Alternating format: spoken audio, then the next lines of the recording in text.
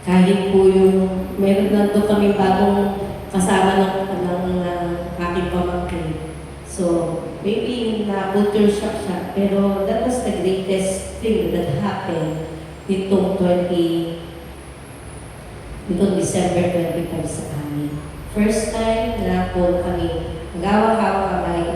Sa dami mo ng pinagdaanan namin talaga, pasok ng 2025, grabe. Sobrang tindi talaga ng aming mga pinagdaanan. Sabi ko nga sa Lord, sabi ko, Lord, parang taon-taon, madami pinagdadaanan. Parang taon-taon ang bibigat ng pinagdadaanan. Pero, I finished it strong. Yun po yung ating pag-uusapan ngayong umaga. Let us start strong and finish strong. Yan po ang ating pagsasalo-saluhan ngayong umaga. Sa pag-uumpisa, laging mahirap. Alam ko ngayong 2026 na darating, marami na kayong nakalistang gagawin. Tama? Uumpisahan ko to, gagawin ko to. May mag-uumpisa o mag-start mag-diet. Nasa kamay na mag-start ulit. Mag-start ulit mag-jogging. Mag-start ulit mag-tigil sa sweets. Kasali ako doon, sabi ko, hindi na ngunit ako magsa-sweets. Pero pagpunta niyo po sa akin sa bahay, sa mga ulit, puro sweets. Puro sweets. Sige, January talaga, January. Tapos may magbibigay ng Graham. Sarap doon. Favorite yan. So yung pag-uumpisa, laging mahirap mag-ipagpatuloy. Tama? Nakaka-umpisa tayo. Mag-uumpisa, 2026 talaga, magtitipid na ako. Magtitipid para makaipon. Amen, yun. Nilista niyo ba yun? Gagawin niyo? Wala na start. Bahala na, basta may pera. 2026, mag-uumpisa na mag-pray ng aking mapapangasawa. Habang bata pa. 2026, uumpisahan ko na ang aking pamilya na laging nababalot ng salita ng Panginoon. Uumpisahan ko ang family devotion. Uumpisahan ko ang kami mananalangin ng sama-sama, hindi lang sa pagkain. Uumpisahan kong i-lay hands ang mga anak ko habang natutulog. Kung ikaw ay kabataan at hindi pa nakakilala ng pamilya, uumpisahan kong i-lay hands si mami, si daddy para makakilala sa Panginoon. Yung lay hands na papanalangin mo siya while sleeping, it's good. Naalala ko po noon sa Magdalena nung ako ay bata teacher pa. Ang hirap ng disiplina. Talagang umiiyak ako. Umiiyak ako kasi minumura ako ng mga bata doon. Talagang PI, pag medyo napapahigpit. Tapos binabatuhan nila ako sa unahan. Pag nagagalit sila, babato na lang yung silya sa harapan ko. Pagigil sila kasi sinusundo ko sila sa bilyaran. Hindi, ano ba yun? Yung hagis ng barya. Ano yun? Hindi, yun yung kalat. Lagi nagkakalat bago pumasok sa school, naka-first period na. Sususundo ako sa Buena Vista, sa Sigaras. Hirap na hirap ako. Grade 5 po yun, grade 6. Isang beses na hanggang sa kinausap ko ang Lord, yun ang gagawin ko. Ang pinagawa sa akin ng Lord, pumasok ka ng maaga. Imagine for Santa Cruz to, umupo ka doon sa upuan ng bata hanggang wala ka. We lay hands. You speak blessing, you speak something doon sa bata habang wala ka. 7 po yun, 7 mababait. Araw-araw, 7 yun. Yung 7 po yun, pinasundan sa grade 5 po yun ha. Pinangatawag ko ng grade 1, August, natin ako ng grade 5. Pinasundan pa ng principal sa akin, bumalik ka na ng grade 6 kasi hahawakan mo ulit sila. Hindi na ako pinaba. Baka hanggang high school, papalakin niyo ko para sila. Noong grade 6 po, first quarter mahirap, tinuloy ko yun. At nung dulong-dulo na, tumingo po yung mga bata ngayon. At umiiyak ako habang bumababa sila ng stage kasi gumanatuloy. Natakot kasi ako, baka hindi mag-graduate. Masakit sa guro na makita mo yung estudyante mo hindi nag-graduate. Masakit yun, mabigat yun sa amin. Kaya nung sila ay tumatanggap ng diploma, landas ng landas yung luha ko. Because Lord, bunga ng panalangin kung bakit itong mga batang ito nakagraduate. At alam niyo po, ang isa doon ay nakatapos ng kolehiyo. The rest high school. Mahirap na kasi buhay. Pero, wala pong naging adik. Yun yung pangamba ko doon eh. Kasama ko sa panalangin. Ayokong maging ganitong buhay nila. At salamat sa Lord. Pag nakikita nila ako, ayun si Ma'am. Ayun si Ma'am. Ibig sabihin, lahat ng ginagawa natin pag inuumpisahan natin, maaaring isa, dalawa, tatlong beses madali. Pero habang tumatanggal, humihirap. Kasi ang kailangan talaga natin ay mag-umpisa. We need to start strong. Ngayon, 2026, we need to start our life strong. Iiwanan natin yung nangyari ng 2025. Lagi na lang natin narinig yun. Iwanan, kalimutan ang nakaraan. Pero bakit lagi siyang nakatag-along? Bakit lagi kasama? Kasi talaga namang hindi natin iniiwan. Kapag may nangyari the following year, inuugnay natin doon sa nakaraan. Kaya ulit-ulit umuulit, o maaari, hindi na ihihingi ng tawad. Baka marami tayo sa ating mga sarili at puso na kailangan natin ihingi ng tawad. To start strong, let's start sa forgiveness. Let's start asking God sa ating mga sin ay linisin.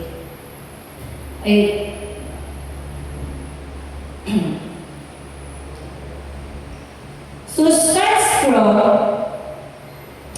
ay kailangan natin i-redirect ang ating thoughts. First thing first, redirect your thoughts.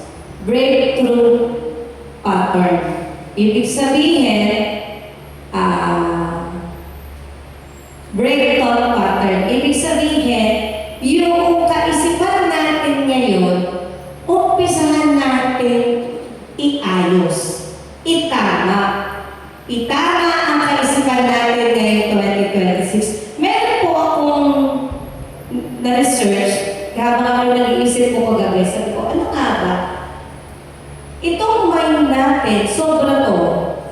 Ba? Minsan ako, sinasabihin ko sa sarili ko, sobra ka ng utak ka. Ang dami mong iniisip, ang dami mong nilalagay. No? Yung, ang dami yung nagpapaction yung body ko, pero ang dami niyang thoughts dito. And 80% of it, negative. 80% of it ay things na hindi naman mangyayari. At ito po yung isa sa mga na-research ko na tinatawag nila the phases of cognitive distortions. Ayan. Ano po nakalagay dyan? Hindi ko nakalagay dyan, all or nothing thinker. Ito po yung laman ng utak natin na. Ito yung personality natin when it comes to thinking. Ito po yan. All or nothing thinker, blamer, hindi ko basahin ko. Catastrophizer, anyway, hindi ko na nabanggit. Conclusion jumper, sino yan? Denier, downplayer of positives, emotional listener, fairness judger, fortune teller, labeler, mind reader, negative filterer, personalizer, right fighter, shouldn't stickler, or should stick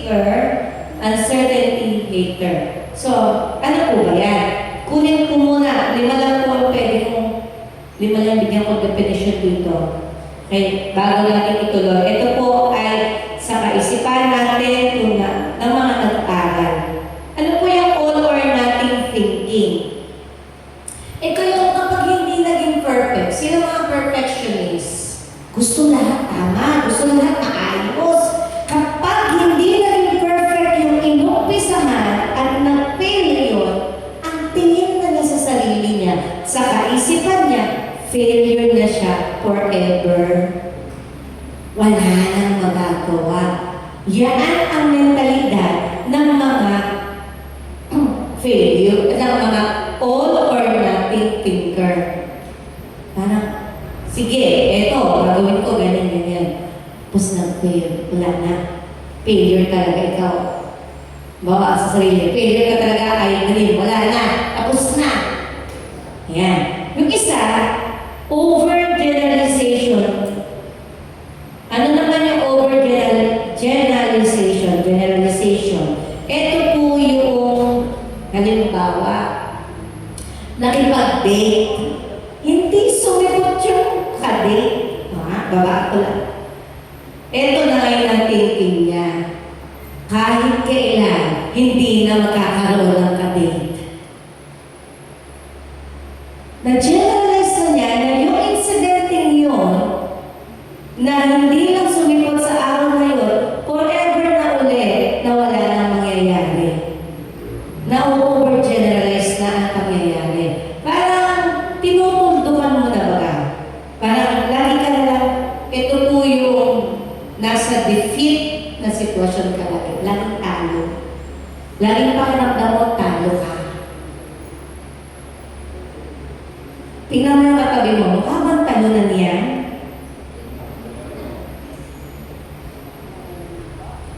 Yung may gusto kang mangyari, pero hindi nangyayari, kaya akala mo hindi na mangyayari. Talo na kagad. Sa isipan pala, talo na. Diba? Ano ba? Mental filterer or negative filter. Ito maraming ganito. Ang daming sinabing positibo. May isang nagbanggit ng negative doon sa comment sa'yo sa Facebook. Doon ka na pa-focus. Negative filter. Sa dinami-dami na nagsabi sa'yo ng magaganda, yung negatibo ang kinain mo at binenches mo.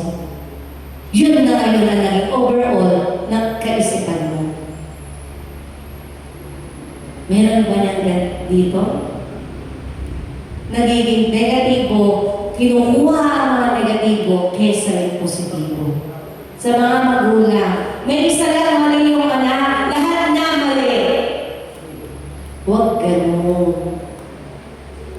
Kaya nga tayo nandiyan, para i-guide sila. Hindi mo pwede rin laging sasabihin, ang tanda mo na, ang laki mo na, dapat alam mo na. Baka hindi kasi alam, kaya kailangan i-guide. Huwag natin husgahan kung ano yung hindi nila kaya. Huwag natin isiksik mga magulang at tayo mga adult, ate, kuya, huwag natin isiksik sa kaisipan ng iba yung mga bagay na akala mo alam na nila. Hindi naman hindi lahat alam, kaya itinuturo. Kaya yung mga kabataan natin na hindi nahihirapan tayong intindihin kasi inilalagay natin kung ano yung alam natin ay dapat alam nila. Nauna tayo sa kanila, kaya kailangan itinuturo. At ang mga kabataan, ang mga bata, kailangan nagpapaturo. Hindi lahat alam. So, hindi dapat tayo maging mental filter. Ano pa isa? Anong basa? Sulat ko, nababasa. Mind reading or fortune telling. Ito po yung mga conclusive kaisipan. Ito yung, pag sinabing fortune teller, magaling manghula. Mabilis mag-jump into conclusion. Base lagi sa pakiramdam. Feeling ko, ganito. Feeling ko, ganyan. Ebidensya ka ba? Wala namang ebidensya. Pakiramdam lang niya, kinain na ang isipan niya. Feeling kasi, galit sa akin si ganito. Feeling ko, ganito ang gagawin sa akin ito. Feeling ko, ganito ang mangyayari. Puro feeling ko, feeling ko. Ayan, kinakain ng ating isipan ng mga ganon. Na para tayong si Madam Auring na may bolang gustad, na nakikita natin yung mangyayari susunod. Alam niyo, pwede lang mangyari susunod na makikita natin. Yung nagkamali ka na minsan, inulit mo, alam mo na ang mangyayari kasunod doon. Yun po yun. Nagkamali ka na doon eh, inulit mo pa, o edi iyak ka na ulit sa dulo. Kasi alam mo na yung mangyayari. Amen? So, nagpapahirap din sa ating kaisipan yung pagiging mind reading na emotional listener. Ito po yung mga tao naman na binabase ang mga desisyon sa damdamin. Masaya ako ngayon, ito ang desisyon ko. Galit ako ngayon, ito ang desisyon ko. Masama ang loob ko, ito ang desisyon ko. Ito yung mga pakiramdam na ito yung nararamdaman ko ngayon, kaya ito yung totoo. Ito po yung mga taong nahihirapang ibukod yung emotions nila sa katotohanan. Kaya nahihirapan tayong lumakad sa faith. Nahihirapan tayong lumakad sa pananampalataya kasi nauna ang pakiramdam. Hindi mo nararamdaman, kaya hindi mo ginagawa. Eh di ba, ang pananampalataya ay hindi naman natin kagad nakikita. Believe it or not, kapag kalooban ng Diyos, it will happen. Amen? Hindi na, so, ang emotional listener, yun po yung napapaandar ng buhay niya dahil lamang sa emosyon niya. Mahirap po yan. Mahirap yan. Eh, ang babae, paiba-iba emosyon. O paano na? Lalo na. Hindi tayo nagiging fair.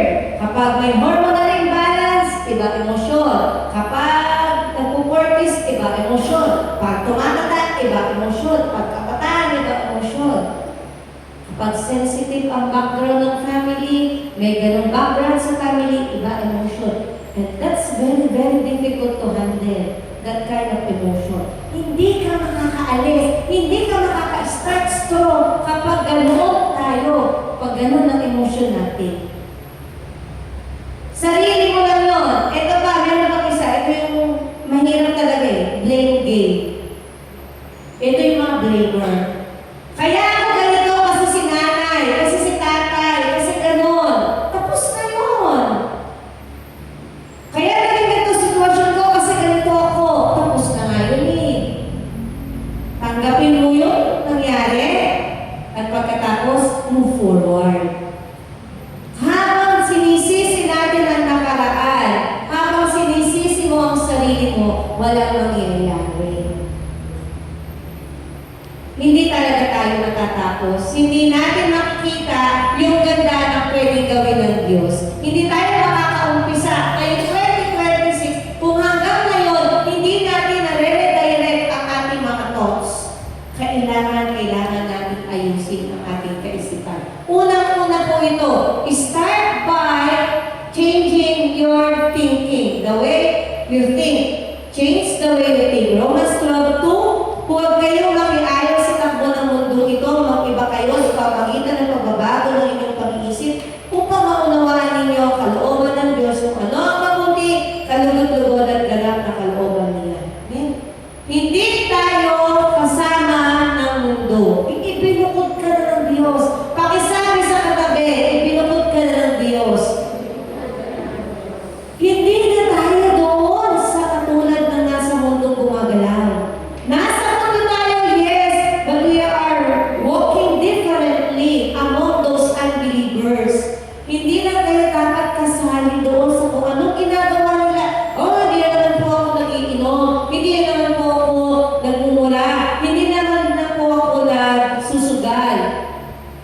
Ang tanong, iba ka na nga sa way na ito, pero yung isipan mo ba, nabago na? Was it really directed towards what God wants you to be? Was it really directed towards the work na binibigay ng Panginoon sa atin? Marami tayo mga nagagawa, marami tayong dating ginagawa na visible, na magsabi natin, oh, binago ko ng Diyos dito.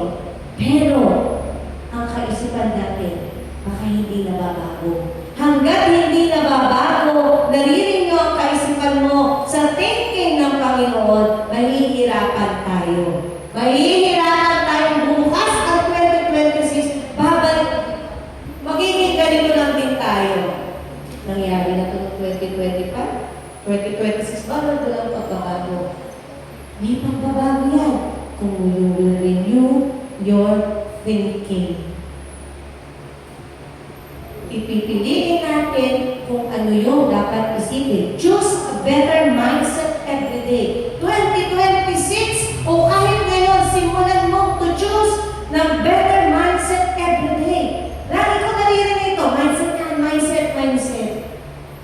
Tutuhanin mo mindset. I-mindset mo yung magandang gusto ng Panginoon sa iyo. Philippians 4:8. Finally, brothers and sisters, whatever is true, whatever is noble, whatever is right, whatever is pure, whatever is lovely, whatever is admirable, if anything is excellent or praiseworthy, think about these things. Sinabi na ng salita ng Diyos eh. Ilalagay mo ng Panginoon yan sa kanyang salita kung wala yung gagawin maganda sa buhay natin. Hindi, di ba? Think of all those things. Sinabi ba ng Panginoon? Isipin mo pangit ka, isipin mo wala kang magagawa, isipin mo wala ka na, hanggang dyan ka na lang. Hindi. Sabi ng Panginoon, ang isipin mo kung ano ang tama, ano yung kaibig-ibig, ano yung pure, ano yung maganda. So, if your thoughts are consuming you sa mga negative na yan, Philippians 4:8, think about those things. Kasi itong utak na ito, itong isipan na ito, pag ito ang gumala, ang kusunod nito, pag hindi mo yan nabago, anxiety, depression. Kaya maraming tao may depression. Yung iba naman kasi, sad lang, depressed na. Magkaiba yun ha? Yung nalulungkot lang doon sa depression, magkaiba yun. Accumulation ng depression, maraming nangyari doon. Ha? Yung sinasabi ko sa inyo na ako ay, anong term ko doon? Functional depression. Gumagalaw, pero hindi ko, tumikilis ako, pero wala nang tinutunguhan. That's functional depression. Araw-araw lang nabubuhay, pero walang tinutunguhan. And don't let it happen to you. Ang hirap maka-recover doon. The good thing, I recovered because I have Jesus. Alam ko, aware akong may Diyos ako. At the back of my mind, alam ko na mayroon akong gagawin pa sa Panginoon. And the attacker, the enemy, will give you that state of feeling. Mangyayari yan pag hinayaan mo. And then, the director thoughts by focus on the present. May focus on the present. Ito yung ngayon eh. Forget the former things, do not dwell on the past. See, I am doing a new thing. Now it's spring up.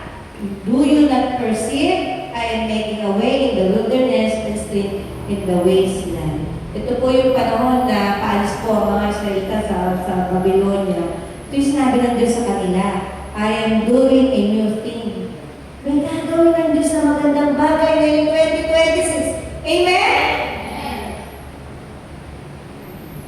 Maraming nakahanda. Alam ninyo, habang kino-contemplate ko, no, Lord, ang dami mo palang gagawin ngayong 2026 para sa akin at para sa mga tao.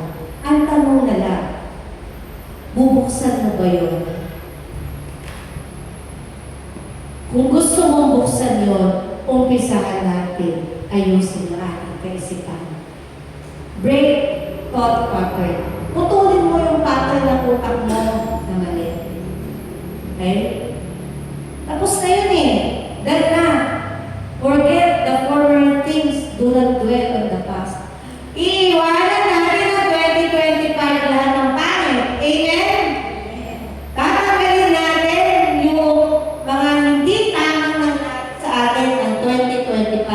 para mabuksan natin at 26 ng puro surprises ng Lord.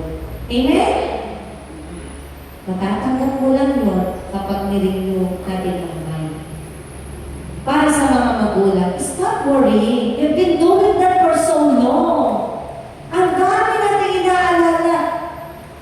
Sa pag-aalala ninyo, ang dulo, saan kayo nag-end up? Sa Lord. E di umpisahan mo na rin sa Lord muna. Ewan ko kung makakapag-alala ba tayo. Amen? Diba? Marami pinag-aalala eh. Maalalahan mo na nung kilala mo, pwede pa. Baka yung pala na pagkakit palit, paano tupustos pa. Nakasurvive naman tayo doon eh. Pinagpala naman tayo ng Lord doon, di ba? So, all you have to do is, and lastly for this, we're going to redirect our thoughts. Let's allow the Holy Spirit to lead you. Hindi natin kaya mag-isa. Kaya to, sipin ko ganito. Kailangan natin ang banal na Espiritu. John 14:26, ngunit ang patnubay, ang Espiritu Santo na isusuko ng Ama sa pangalan ko, ang siyang magtuturo sa inyo ng lahat ng bagay at magpapaalala ng lahat ng sinabi ko sa inyo. Amen? Ayan na nga eh, binigyan na tayo ng katulong sa buhay dito sa mundo, ang banal na Espiritu. Everything is led by the Holy Spirit. Kaya natin yan. Kaya natin yan kung sasamahan tayo at aanayahan natin i-lead tayo ng banal na Espiritu. Amen?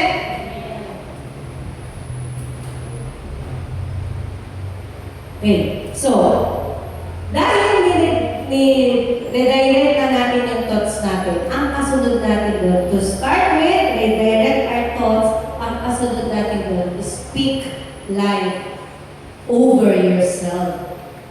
Mula sa mind, binago natin, yung bibig naman natin ang babaguhin natin. Yung parang, minsan we're so hard with ourselves. Sobra tayong mean sa sarili natin. Alam niyo ba kung bakit? Hindi ko alam kung bakit ganun nga. Ang tao talaga ganun. Ako ganun. Okay? Wala akong nakikitang maganda sa sarili ko. Lumaki ako nang hindi ko nakikitang maganda ako. Ano na ba ako? Lumaki ako nang sobrang baba ng self-esteem ko. Kasi bakit? Mula po nung bata ako ay may sakit na ako ng asthma. Mas lamang pa po nasa ospital ako kaysa nasa paaralan. So kapag ikaw ay nasa ospital, wala kang matututunan. Kaya ang grades ko noon, line of 7. Kaya teacher, line of 7 na grade. Yung po yung elementary. Highest ko na 80. Kasi lamang ako doon sa ospital. So nag-high school ako, kaya ko ba? Kaya ko mag-high school, wala akong alam eh. Ano ang tingin ko sa sarili ko noon ay bobo. Kaya yung po nang bagsak ko ng board exam, bumalik yun. Yung tingin ko na yun, ako'y bobo. Pangalawang board exam, bagsak ulit, pinaka-bobo na tingin ko sa sarili ko. Yung board exam po sa ako, pinaka-matalino na tingin ko sa sarili ko. Dahil, alam mo, pinag ko talaga naman. Kasi yung unang board exam na yun, lahat ng kasama ko pumasa. Ako hindi. Lahat ng sila, kung pito kami, anim pumasa. Pangalawa, 4 na lang kami. Yung 3 pumasa ako, hindi. Kaya may 3. Ako na lang mag-isa. Ayoko na.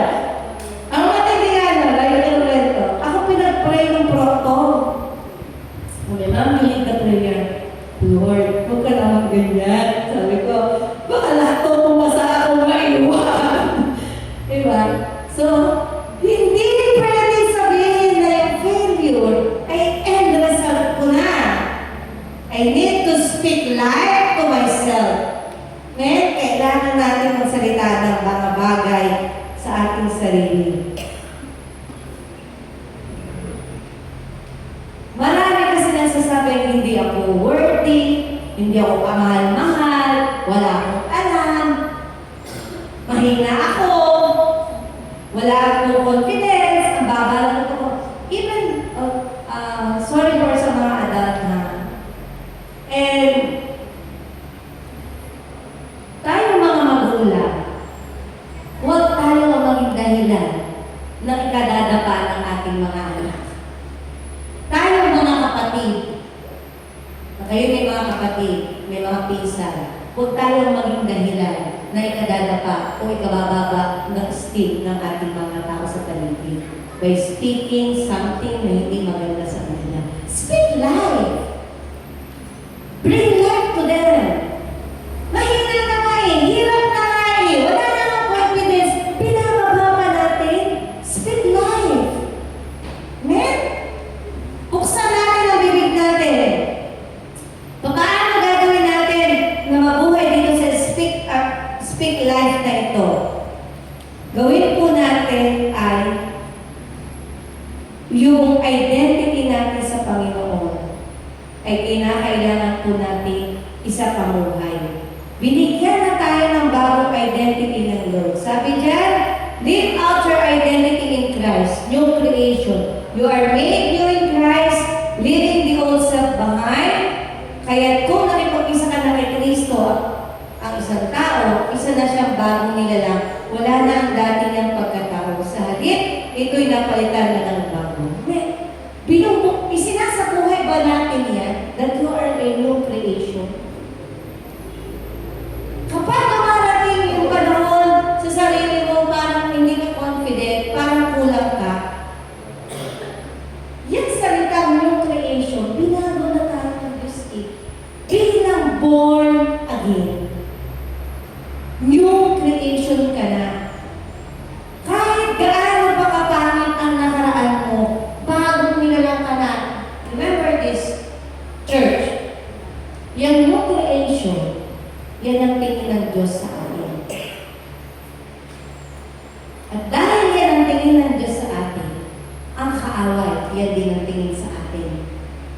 Bago nilalang na ito, teka, titirahin ko ito. Bago nilalang na ito, talagyan ko ito ng mga kasinungalingan. Bago ka nang nilalang eh.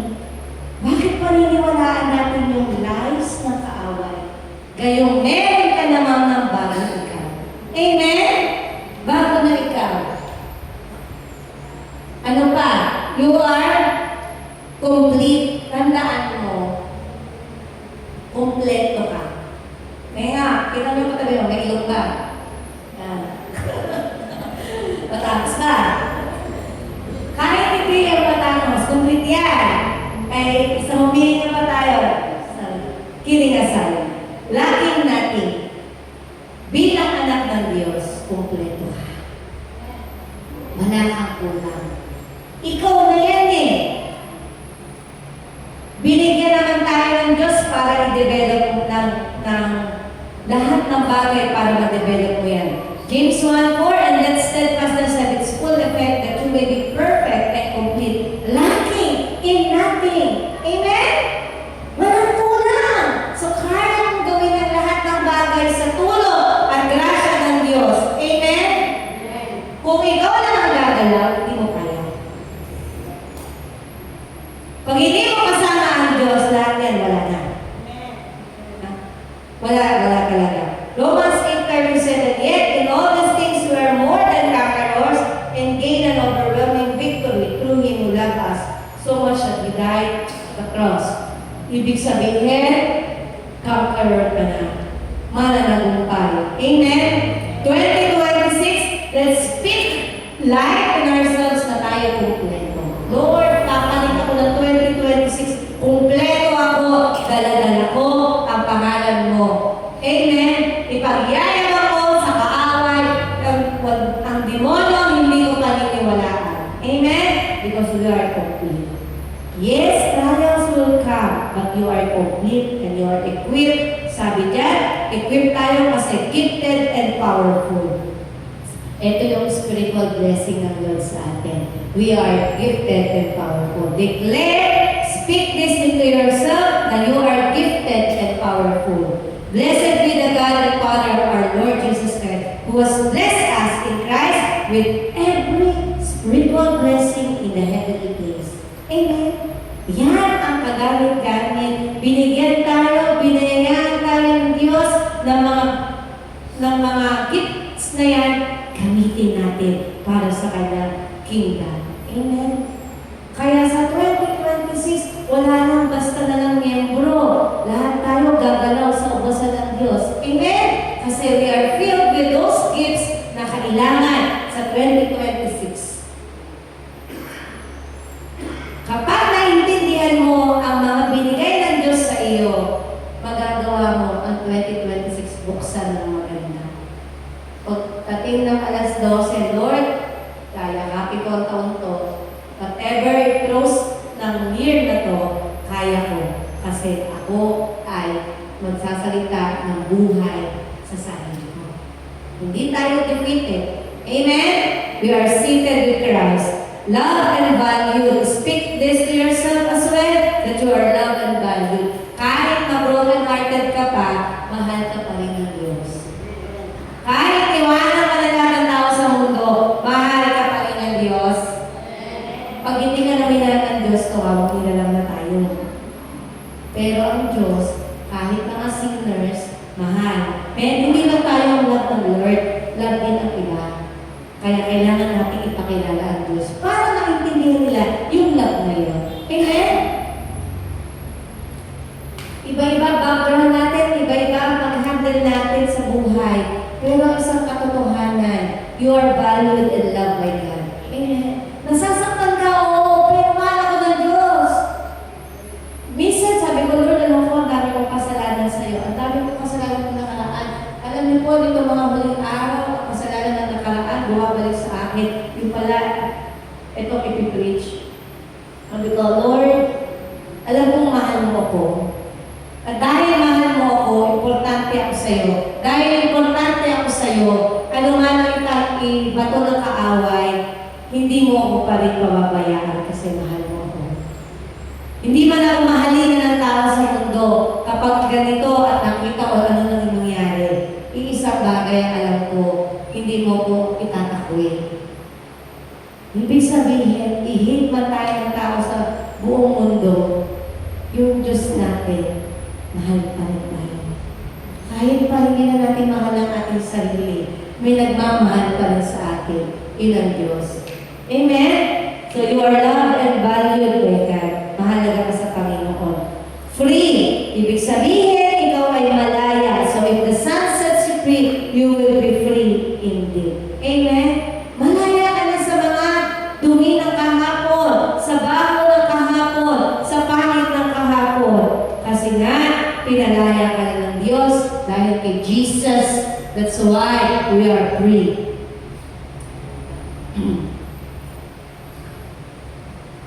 Kaya itama na natin ang mga salita natin, itama natin ang ating kaisipan. Kasi hindi tayo magiging maayos sa 2026 kung hindi natin itatama ang tingin natin sa lahat ng bagay. Amen po?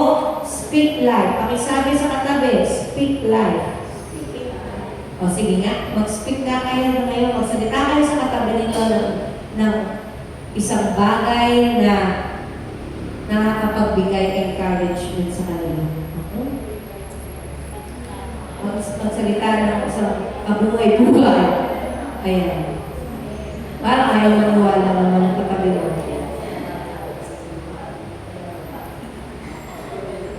So, start speaking good things to yourself. Then, itama na natin ang paligtingin sa sarili. Start speaking good things to yourself. And start speaking good things to others as well. Kapag tayo ay may mga nakikita mga tao, kahit man ang ginawa nila, mag-speak tayo ng magandang bagay sa kanila. Amen? May parang tayo naiisip tungkol sa kanila, di alisin natin, baguhin na natin yung kaisipan.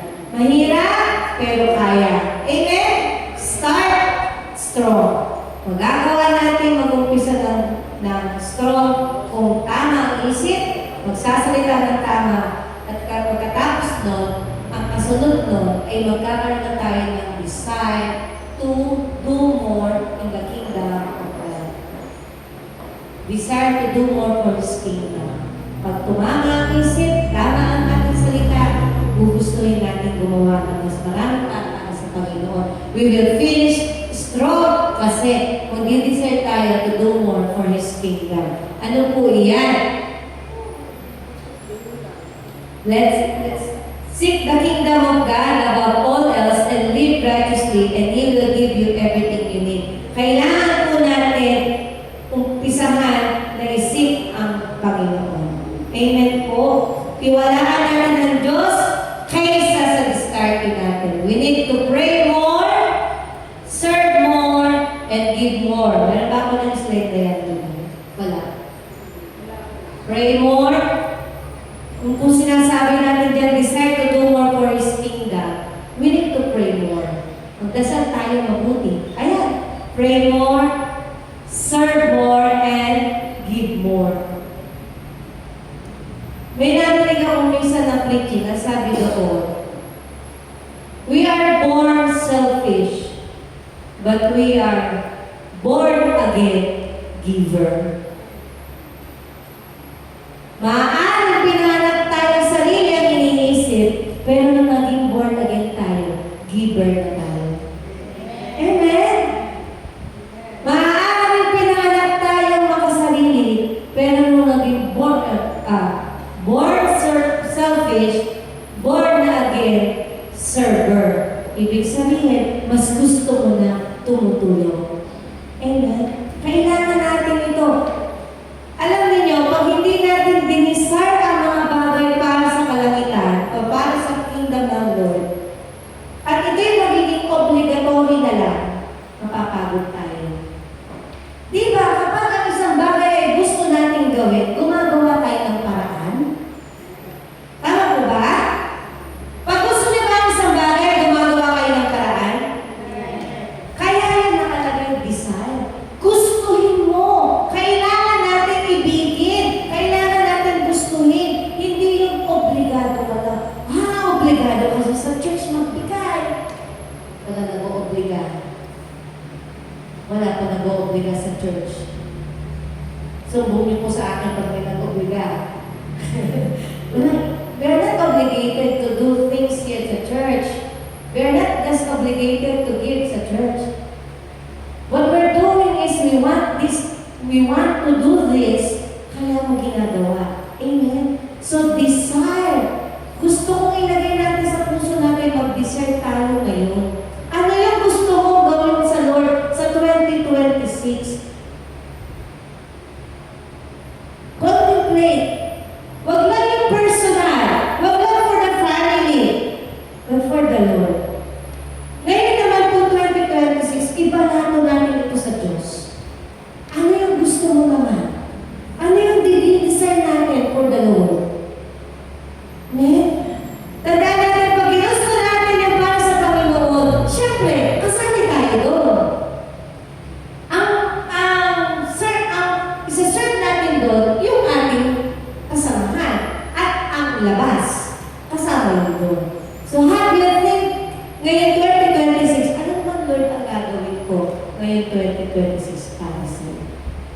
Kasi pag hindi natin yan nasettle sa mind natin, we will do the same yung ginawa natin na 2025. Matatagpuan na lang tayo ng Lord, cycle ng cycle ng cycle. Let's level up. Let's pray more, attend more, fellowship more, give more, serve others. Amen? Desire. Gustuhin mo dapat yan. Kailangan gustuhin ng puso mo. Kasi pag ginusto ng puso mo yan, meron niyang peace, meron niyang joy, at meron niyang clarity. Okay? Sana ngayon 2026, banggitin naman natin, pagdating ng 12, you pray, Lord, ito yung 2026, gusto ko ito gawin sa'yo. Tulungan mo ako. Tapos, pag hindi nyo nagawa, sabihin mo naman, failure ka. Renew your mind. Ulit, speak life. Di ba? Ganun lang yun. So, start strong. And we will finish strong by the grace of God. Lastly, finish strong, full of His grace. Lahat ng ito sa biyaya lang ng Diyos. Matatapos natin ang 2026. Natatapos na natin 4 na araw na lang. Tapos na ang 2025. Finish strong na tayo. Amen? Sa 2026, another year.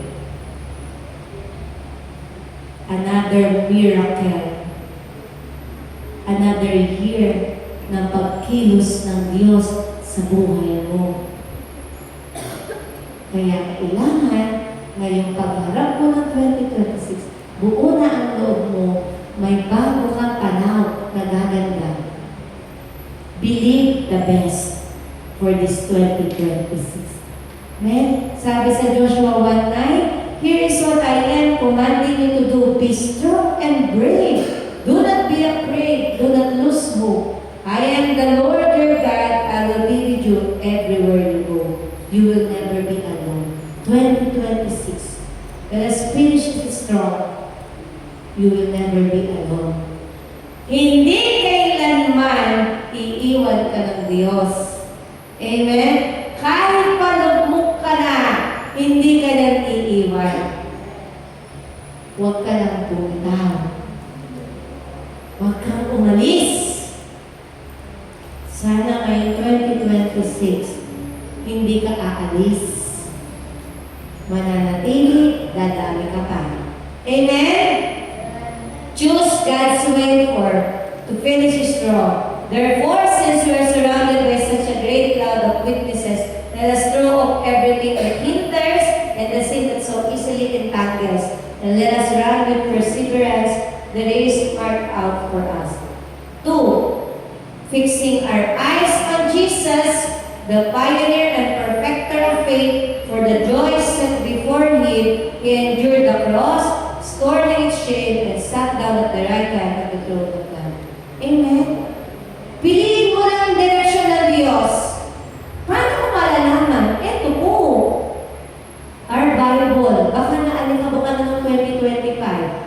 Tuwing lang pinapagamit sa iyo, or tuwing lang may family net, saka nabubuksan. Baka dikit-dikit na. O, yung mga Bible niya, baka dikit-dikit na. Ibig sabihin, hindi na lang bubuksan. So, choose God's way. Ito. Kung natin tapusin ng 2026 na walang nakikita dito, ha? Take heart, God is with you. The virgin will conceive and give birth to a son, and they will call him, which means God with us. Church, take heart. Kaya natin yan. We will finish strong. Finish 26 strong.